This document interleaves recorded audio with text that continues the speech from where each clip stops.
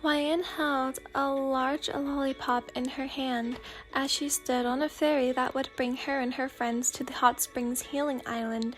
She stood by the railings, leaning on the metal bars, Reki and Longa talking beside her.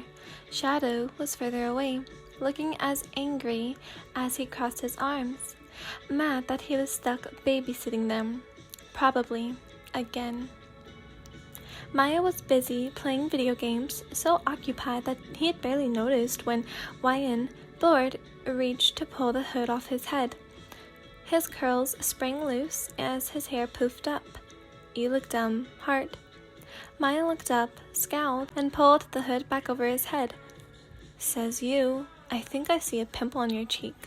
"That's not a pimple, idiot," Hwan said, pulling the hood back down and grabbing the collar of Miya's shirt as she stuck her lollipop in his hair. "You slime," Miya yelled as he attempted to pull the sticky candy out of his head. "Reki, Longa, I could use some help," Longa said in his quiet voice, walking over to them. He turned to Hwan. "Did you do this?" "Of course she did," Miya argued, the same time that Hwan proudly said, "Of course I did." Longa tusked lightly. "Does anyone have a pair of scissors?" "Scissors?" Miya looked horrified. "Don't cut my hair." Hwan laughed. "Scaredy cat," she sang. "Hwan," Reki started.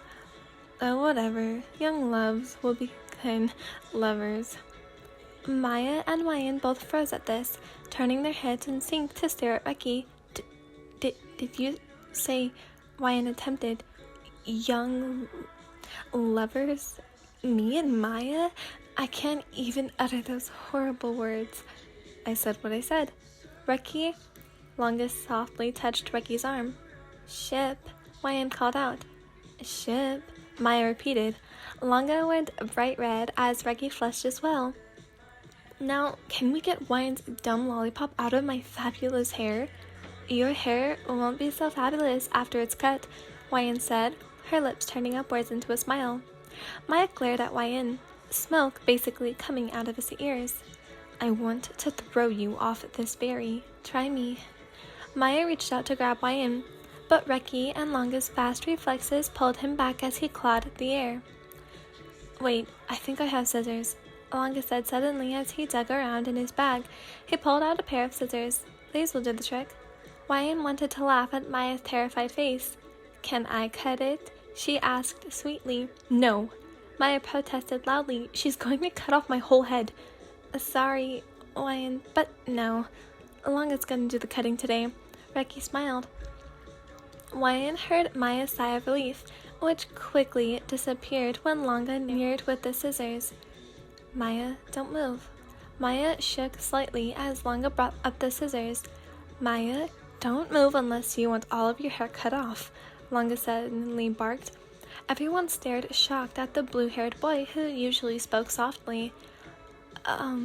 Miya whispered, staling. With a quick chop, Longa had the lollipop in his hands, connected to a few strands of Miya's hair. Miya immediately reached for his bag, where he pulled out a mirror. "Do I look okay? Do I?" he demanded, fussing with his hair as he stared at his reflection. "You don't, but you never looked okay, so, I swear to actual..." Miya's insult was cut off by an unfamiliar voice. "Oh, what a coincidence to see you here." Hwan turned to see none other than Joe, with his muscular body and permanent smirk. "Joe?" Reki blurted out. Kojiro," he added quickly. "Put on a shirt, won't ya?" Hwan commented as Joe sent her a glare. "You even have your teacher here as a chaperone." Joe laughed. As usual, he was flocked by young women. In Hwan's opinion, she didn't quite like Joe. He reminded her of a gorilla, and she didn't understand why he was popular amongst the ladies. He was unpleasing to look at least to Hwan.